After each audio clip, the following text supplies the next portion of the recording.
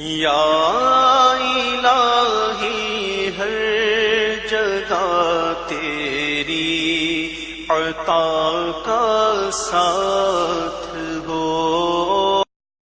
ایک کافر ہے عتبہ بن ابی وقاص، اس نے ایک طرف سے ہو کر پتھر اٹھایا اور آپ کو مارا زور سے۔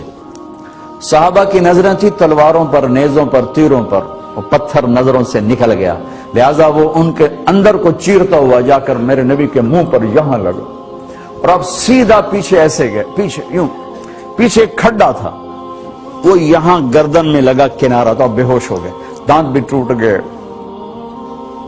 چہرہ بھی خون و خون ہو گیا، اب بے ہوش ہو کے یوں گر گئے۔ صحابہ نے سمجھا آپ شہید ہو گئے، تو سب نے زار و قطار رونا شروع کر دیا۔ تھوڑی دیر کے بعد آپ کو ہوش آیا تو صحابہ نے عرض کی یا رسول اللہ اب تو ان کے لیے بد دعا فرما دیں،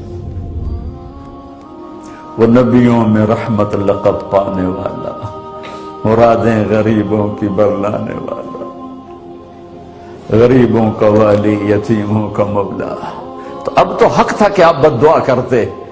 یہ سامنے امت نہیں ہے، قاتل کھڑے ہیں کافر۔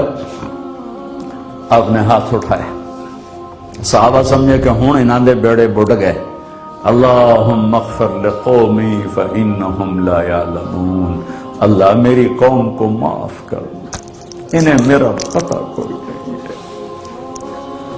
دیکھو میرے بھائیو، جس نے کافروں کے ساتھ یہ ہمدردی کے قتل کرنے والوں کے لیے دعا مانگی تو مسلمان ہو کر ایک دوسرے کو سلام کرنا چھوڑ چکے، ایک دوسرے کے پیچھے نمازیں پڑھنا چھوڑ چکے، ایک دوسرے پر کفر کے فتوے لگا کے بیٹھے ہوئے۔ مجھے بتاؤ تم میرے نبی کے ساتھ کیا کر رہے؟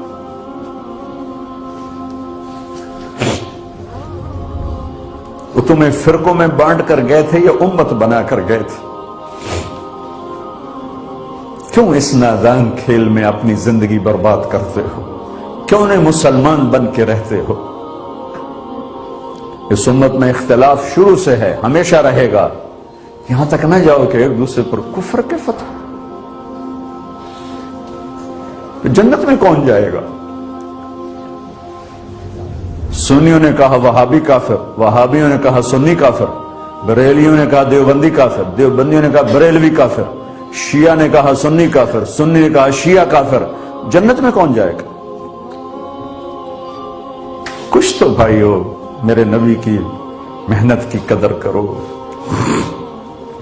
میرے نبی تو غیروں کو اپنا بنانے آئے تھے، ہم نے اپنوں کو غیر بنا دیا۔ جو نفرت کی آگ وہاں بھڑک رہی ہے یہاں مت بھڑکاؤ۔ جاؤ میرے دیس میں دیکھو کتنے سر کٹ چکے، کتنے سہاگ اجڑ گئے، کتنی مائیں بے آسرا ہو گئیں، کتنی جوان بیٹیوں کی مانگ ویران ہو گئی۔ کیا اسی کا نام اسلام ہے؟ اسی کا نام عشق رسول ہے؟ اسی وہ دین کہتے ہیں؟ ایک دوسرے کی مسجدوں میں نہیں جاتے ہو، ایک دوسرے کے پیچھے نمازیں نہیں پڑھتے ہو، جنت کے ٹھیکیدار بن گئے ہو۔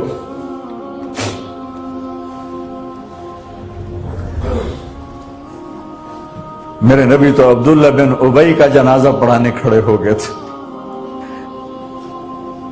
جس کا کفر ابو جہل سے بھی بڑا ہے۔ ابو جہل اوپر کی دوزخ میں ہے، عبداللہ بن ابی سب سے نیچے کی دوزخ میں ہے۔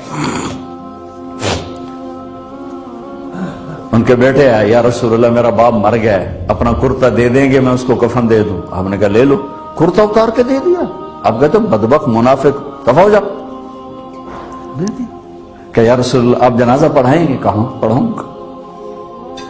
باقی منافقوں کا تو کسی کو پتہ نہیں تھا سوائے اللہ کے نبی کے، لیکن عبداللہ بن ابی کا منافق ہونا تو سب کو معلوم تھا۔ آپ جنازے کے لیے عمر سامنے آ گئے، یا رسول اللہ یہ کون ہے؟ کہ مجھے پتا ہے کون ہے۔ تو آپ اس کا جنازہ کیوں پڑھا رہے؟ کہ شاید اللہ معاف کر دے۔ کہ عمر پیچھے ہٹ جا، مجھے پتا ہے یہ کون۔ میرے اللہ نے کہا ہے تو ان کے لیے دعا کر یا نہ کر، میں معاف نہیں کروں گا، میں کرتا ہوں شاید اللہ معاف کر دے۔ پھر فرمایا کہ میرے اللہ نے کہا اگر تو 70 دفعہ بھی ان کے لیے دعا کر تو میں معاف نہیں کروں گا. اگر میرا اللہ کہتا اے میرے محبوب اگر آپ 70 دفعہ اس کے لیے دعا کریں گے تو میں معاف کر دوں گا, تو میں اس کم وقت کا 70 دفعہ جنازہ پڑھا دیتا. مجھے بتاؤ تم کہاں سے یہ دین لے کر آئے ہو جس میں تم فرقوں میں بٹ گئے ہو, نفرتوں کی آگ تم نے لگا دی ہے. یہ کہاں سے اسلام آیا ہے؟ میں تمہیں اللہ اس کے رسول کا واسطہ دیتا, امت بن کے رہو, مسلم بن کے رہو, کوئی گنجائش نہیں, اپنے اپنے عقیدے پر پکے رہو, دوسرے کے لیے گنجائش رکھو.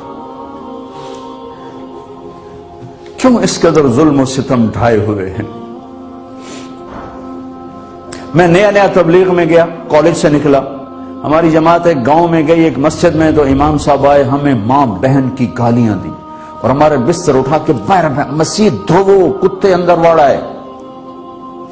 میں حیران پریشان, میں تو کوئی نہیں جانتا تھا کہ مذہب کیا ہوتا ہے, فرقے کیا ہوتا ہے. میں تو کالج میں گانے والا تھا, ناچنے والا تھا, جنید جمشید کی طرح. مجھے تو دین کا پتہ تبلیغ سے پتہ چلا. میں حیران پریشان کہ یہ مولانا صاحب کہہ رہے ہیں کہ یہ گستاخ رسول ہیں, اور مسجد دھو دو باہر کھڑے ہو, یہ مسجد میں کھڑے ہو کر ماں کی گالی دے رہے ہیں, بہن کی گالی دے رہے ہیں. تو پھر معیار دین کیا ہے؟ اتنی نفرت, اس قدر دوریاں. اگر ہم کافر تھے تو ہمیں گلے سے لگاتے, ہمارے نبی کی طرح ہمیں کھانے کھلاتے, ہمیں پانی پلاتے, پھر ہمیں بات سمجھاتے. لیکن ماں بہن کی گالیاں, مسجد میں کھڑے ہو کر, امام مسجد. ہم پنجاب کے زمیندار ہیں, گالی دینا ہماری سرشت میں ہے, لیکن مسجد میں کانپ جاتے تھے کہ کسی کو الو کا پٹھا بھی کہہ دیں. ہمارے بزرگ بڑے بھی بہت گالیاں نکالتے تھے, لیکن مسجد میں کسی کو جرت نہیں ہوتی تھی کہ وہ میرے والد مرحوم خود بہت غصے والے بڑے سردار آدمی تھے, تو تھوڑی تھوڑی بات پہ مار پٹائی گالیاں. لیکن میں نے نہیں اپنے باپ کو مسجد میں سنا غصے میں بھی کسی کو گالی دیتے ہوئے. ماں بہن کی گالیاں نکالو. استاد یہ کہہ رہے ہیں کہ یہ گستاخ رسول ہیں, ہم یہ کافر ہیں, ان کو نکال دو, کتے آ گئے, مسجد دھوو. میرے نبی کے دور میں تو کافر آ کے مسجد میں ڈر رہتے تھے. میرے بھائیو, جو میں عرض کر رہا ہوں, میں اپنا دکھڑا بیان کر رہا ہوں, اس کی سنگینی کو سمجھو. یہ پاؤنڈ ڈالر نہیں بچائیں گے جب ہم آپس میں ٹوٹ جائیں گے. اللہ نے مجھے دنیا میں پھرنے کا موقع دیا, بار بار دیا, اسی تبلیغ کے سلسلے میں. سب سے زیادہ میں اسپین میں جا کے دکھی ہوا, اور میرا دکھ یہ نہیں تھا کہ ہماری یہاں 800 سال حکومت تھی اور ختم ہو گئی. میرا دکھ یہ تھا, میں اس پہ رویا مسجد قرطبہ میں, کہ جس وجہ سے اسپین تباہ ہوا وہ ساری وجہ میرے دیس پاکستان میں موجود ہے اس وقت. اور ہوش نہیں ہے کسی کو. مذہب پر لڑائی, سیاست پر لڑائی, دین پر نفرت, سیاست پر نفرت, قوم پہ نفرت, صوبے پہ نفرت, پیشے پہ نفرت, نفرت نفرت نفرت. میرے نبی نے پوچھا اسلام کا سب سے مضبوط عمل کیا ہے؟ صحابہ نے کہا نماز, آپ نے کہا نہیں. صحابہ نے کہا جہاد, آپ نے کہا نہیں. صحابہ نے کہا روزہ, آپ نے کہا نہیں. صحابہ نے کہا حج, آپ نے کہا نہیں. کہ یا رسول اللہ پھر آپ بتائیں. فرمایا دین کا سب سے مضبوط عمل محبت ہے, محبت ہے, محبت ہے. یا الہی ہر جگہ تیری عطا کا ساتھ